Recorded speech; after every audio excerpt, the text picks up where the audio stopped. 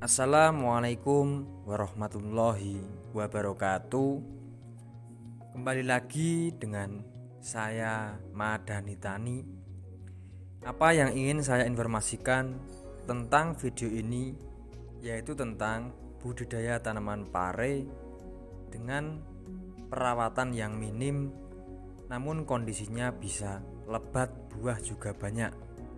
Jadi tetap simak dan tonton video ini setelah yang satu ini.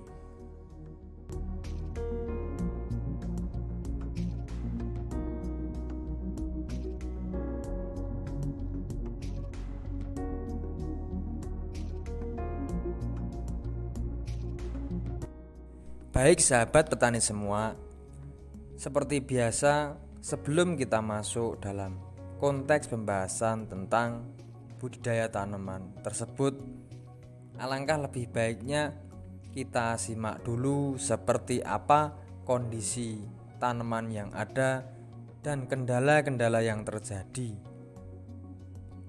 Jadi saat ini saya lagi berada di wilayah Ngluar Magelang, tepatnya di Batu Rono. Saya berada di lahan pare yang mana tanaman pare tersebut sudah petik ke 3 kali. Dan untuk kelebatan tanaman ini saya rasa cukup lebat dan cukup rimbun.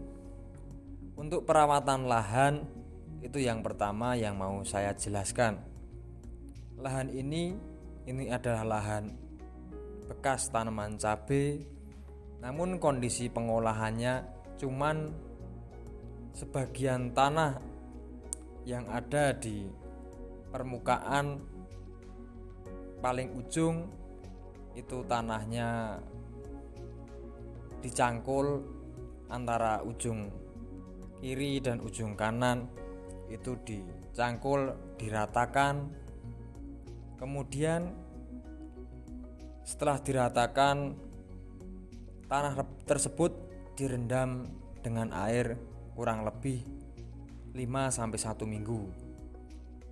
Setelah itu rendaman air tersebut dikuras, kemudian dikasih pupuk NPK dan dolomit.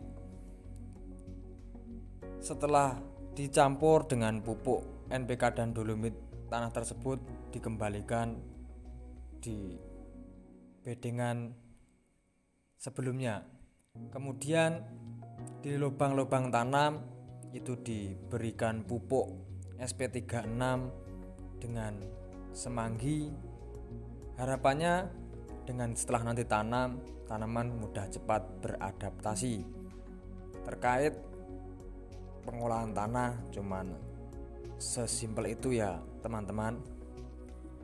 Dan untuk tanaman pare di musim saat ini memang terjadi beberapa kendala seperti bercak daun, jamur, dan lalat buah. Untuk penanggulangan jamur saat ini memang perlu konsentrasi yang cukup tinggi, karena bisa kita lihat di dalam tanaman saat ini baru panen 3 kali, namun serangan jamurnya sudah cukup lumayan. Jadi untuk pengendalian jamur itu saya rasa wajib dilakukan penyemprotan 3 atau 4 hari sekali. Untuk pemupukan bisa dilakukan 6 atau 7 hari sekali. Jadi bila mana kita melakukan pemupukan itu bisa kita menggunakan cokol maupun kita semprot dalam tempo waktu 6 atau 7 hari sekali.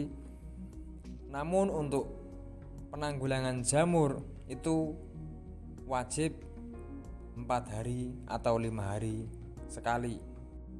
Dan untuk fungisidanya itu lebih bagus menggunakan berbahan klorotalonil dan metalaksil.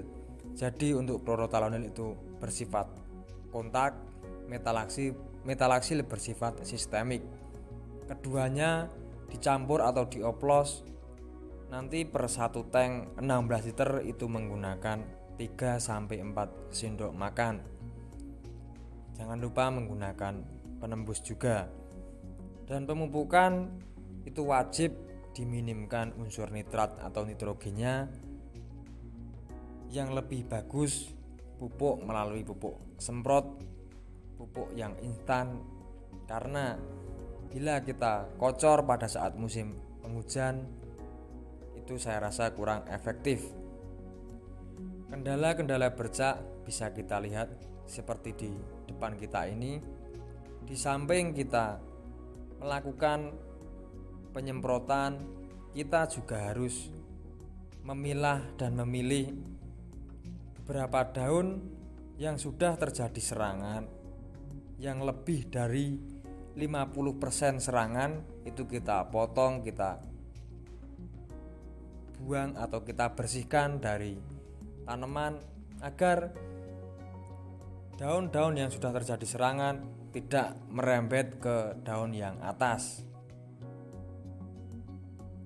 Jadi untuk tips perawatan atau pencegahan jamur pada daun tanaman pare itu, di samping kita semprot, kita juga harus aktif dalam memilih daun-daun yang sudah tidak produktif.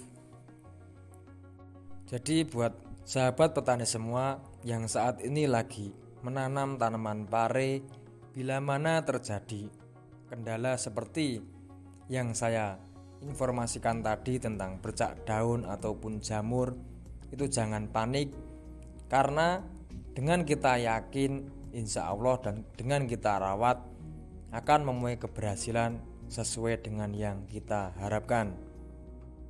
Dan buat sahabat petani yang baru mau tanam tanaman pare, itu alangkah baiknya jarak tanam antar tanaman pare satu dengan sebelahnya itu minimal 1 meter. Karena di saat musim penghujan seperti ini 1 meter pun juga bisa dibilang cukup rapat atau cukup berdekatan. Untuk lahan ini menggunakan jarak cuman 60 cm. Jadi kondisi tanaman terlalu rimbun, terlalu lembab di bawah atau di selah-selah tanaman pare tersebut, sinarnya kurang begitu maksimal. Titik aman di saat musim penghujan memang kita menggunakan jarak 130 sampai 150 cm antar tanaman satu dengan tanaman yang sampingnya atau sebelahnya. Jadi terkait informasi tentang perawatan atau pencegahan bercak daun atau jamur, mungkin sekilas seperti itu dulu yang bisa saya sampaikan. Bila mana ada kurang jelas atau pertanyaan yang perlu ditanyakan, bisa ditanyakan di kolom komentar. Insya Allah akan saya jawab sesuai yang saya ketahui. Mungkin ini dulu yang saya sampaikan. Terima kasih yang sudah mensupport. Wassalamualaikum warahmatullahi wabarakatuh.